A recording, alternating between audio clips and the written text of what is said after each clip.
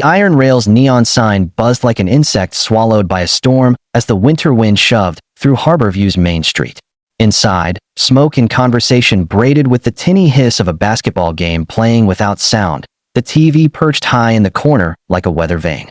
Eleanor Nell Whitaker sat at the bar's far edge, a navy cardigan pulled snug against the draft, a ginger ale warming between her hands. At 72, she moved with careful economy, small, exact motions earned from decades teaching kata in a cramped dojo above the laundromat. Her silver hair was cropped short. Her posture remained a practiced line of dignity. The door exploded inward on a blast of cold and bad intent.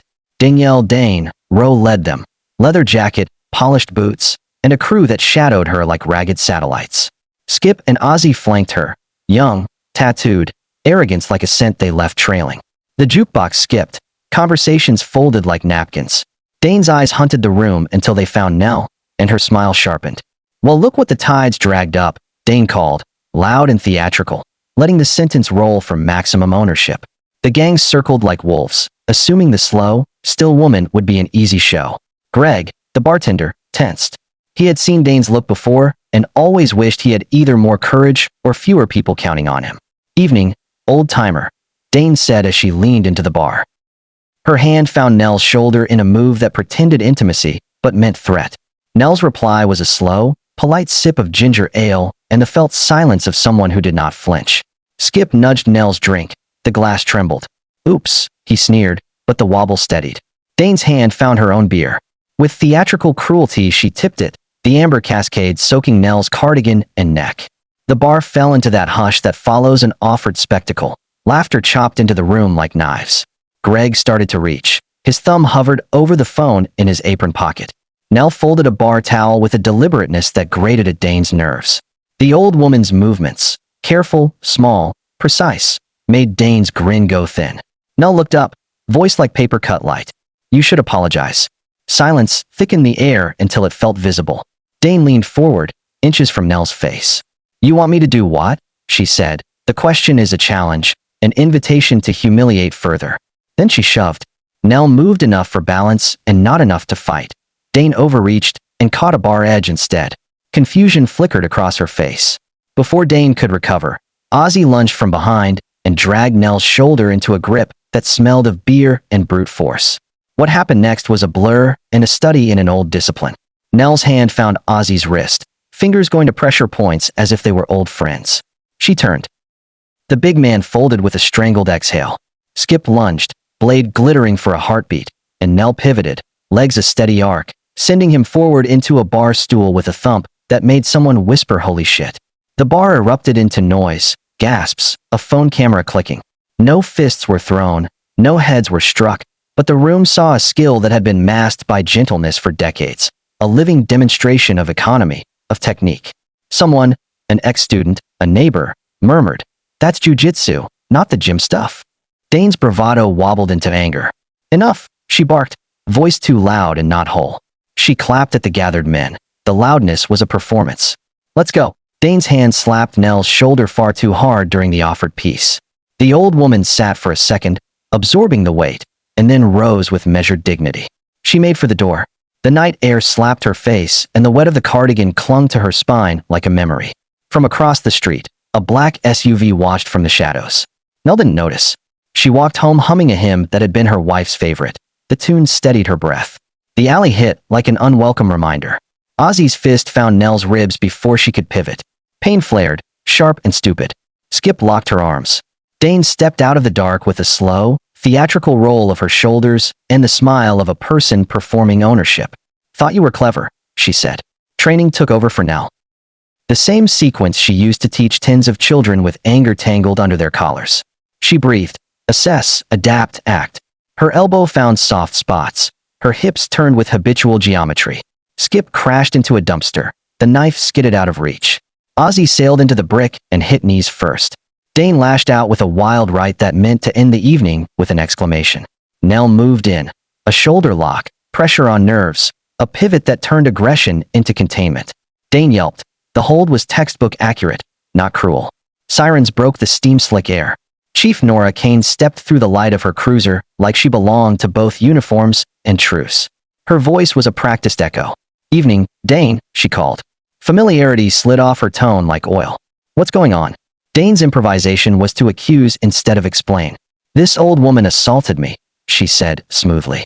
Officers clustered, uncertain. Greg pushed through the alley door with his phone like a talisman. "I have it," he said. He'd pressed record from behind the taps the moment his gut tightened. His footage showed the bar incident and the alley in a chronological honesty that annoyed all systems of power. Nell was cuffed anyway. Chief Kane's hand was gentle as she slid the cold metal around an elderly wrist, but her words were clipped. "You have the right to remain silent." Nell's face remained set.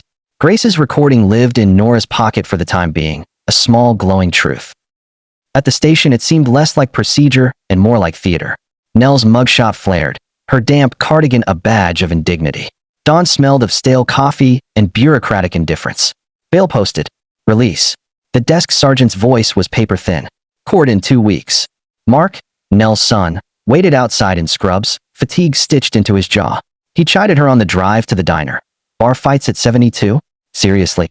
The wound was older than the bruise between his ribs. Years of missed school recitals and tournaments had lineated their family, thin as hair.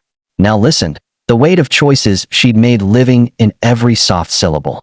At the diner they argued gently, the conversation a knuckled routine of blame and tenderness. Then Mrs. Larkin from the church waved them over and the drama began to widen its lens. Mrs. Larkin, 80, sat as if the air itself conferred respect. "They think they can buy the town," she said. "That's the worst part. They buy fear like it's coffee." Inside the municipal records, LaToya Chun, a woman who had once been Nell's student and who now wore a badge and a crease of something like responsibility, scrolled through documents with the kind of impatience children use to skirmish with math homework. She found anomalies, no-bid contracts, fees that smelled off, timestamps that gyrated like a broken metronome. The police logs she pulled had gaps during the hours of Nell's arrest. Dispatch records sang a suspicious rhythm. When Dane's crew called, there were minute response times. When citizens called about Dane, there were delays, blank spaces. The pattern was no accident. Grace, the bartender from the Iron Rail, here reborn as Greg, met Nell in the small living room with a thumb drive. "I had a backup before Nolan seized phones," he said. "The whole thing. Bar to alley." Nell accepted it with a patience that camouflaged the humming anxieties underneath. Sometimes people see what they need to do. Sometimes they need a nudge. They uploaded files to encrypted clouds, copied them to drives, hid them in places that names could not undo. Yet power had many fingers. Overnight, cloud accounts locked, backup emails blinked with errors. Someone with access at scale had made files vanish as if they had never existed. Greg's Civic erupted in flame outside his apartment hours later, a furious orange bloom that sang of their vulnerability. Greg stood on the sidewalk hollow-eyed, tablet clutched like a manual of truth. The harassment escalated from threats to action. Men in masks, not the local kids but something more organized, ambushed Nell as she walked to the paper shop. She broke 2 ribs that time. Mrs. Peterson, from next door, recorded the aftermath and sent it out like a flare. LaToya, who had grown up with Nell's voice correcting stances, now left her badge on the table and went to work with a different kind of stubbornness. She was running her own internal investigations. The town breathed in and out, like an animal deciding whether to flee. Some doors closed. Others opened. Geneva Lark, a church elder who had once baked Nell's wedding cake and now organized prayer vigils, called a meeting. The odd alliance gathered. Younger activists, elderly neighbors, LaToya off the payroll, Mark's steady concern, Greg's shaky bravery. They would not cower. Grace had a final ace, an encrypted dead man switch. "If anything happens to me," she had told Nell, "it goes live." She would not reveal the code. Its secret sat in the corners of her life, like a promise. They rehearsed a plan that read like a small revolution. Make the Iron Rail the stage for daylight truth. Fill it with witnesses. Turn embarrassment into accountability. Put the cameras where corruption could not swallow them whole. Saturday night the bar looked different. Strangers filled stools with the sort of cautious optimism that comes with people who have found small certainties in each other. Geneva sat primarily, a dozen elders like sentries. LaToya watched the entrances. Greg moved with a bartender's calm, his tablet tucked like a heart. Mark hovered by the exit, a nurse's pack disguised as a purse. Nell walked in with a cane, cardigan clean, hair combed flat as an oath. Her presence created a hush and then a rising tide of phones. Dane entered as if to own the room. Her crew shrugged their way through the crowd. She was all performance until she saw the phones, and felt her mirror cracking. Nell's voice was calm. "I'm giving you a choice," she said. "Apologize, publicly, or let everyone see who you are." Dane laughed and shoved. The shove was a lit match. The fight that followed was not about violence so much as revelation. Nell moved like some slow current that had been working under the surface for years, redirecting, yielding and redirecting, conserving energy, and avoiding unnecessary harm. This wasn't a brawl, it was a demonstration. Phone streamed. Greg split feed the present confrontation with the earlier footage, bar to alley, assault to ambush. The viewer count pulsed up, thousands then tens of thousands as the split screen looped the town's truth for anyone awake enough to watch. Twists folded over themselves. Dane's confident facade fractured not only because of Nell's technique, but because Chief Nora's phone lit up with a protocol deluge. LaToya's quiet calls had already reached state investigators. She had quietly fed them the timeline, the tampered logs, and the financial breadcrumbs from council contracts. What looked local was a thread tied to something larger, a pattern of no-bid security contracts awarded to firms that conveniently solved the same problems they had manufactured. "Don't act like this is about a bar fight," Nell said, voice low, to Dane as she held her shoulder lock, confining rather than harming. "It's about choices.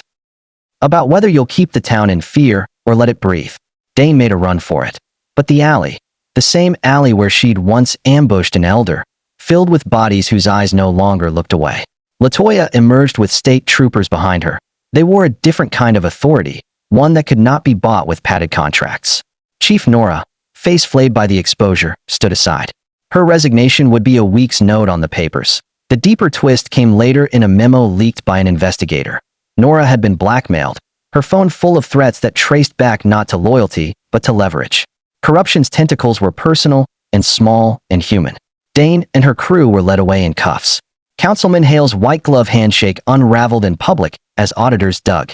The live stream became evidence. Footage proved linkage between attacks and payments, between intimidation and municipal favor. The town watched with a rising sound that felt like a held breath finally released. Not everything slid into neat victory. Some men took pleas, some went to prison. Deeper roots of complicity remained in boardrooms and accounts with shell company names. Grace's car was only one of many messages. But the string of events had torn open a blind spot. One inoculation against silence was now living in many phones and many hearts.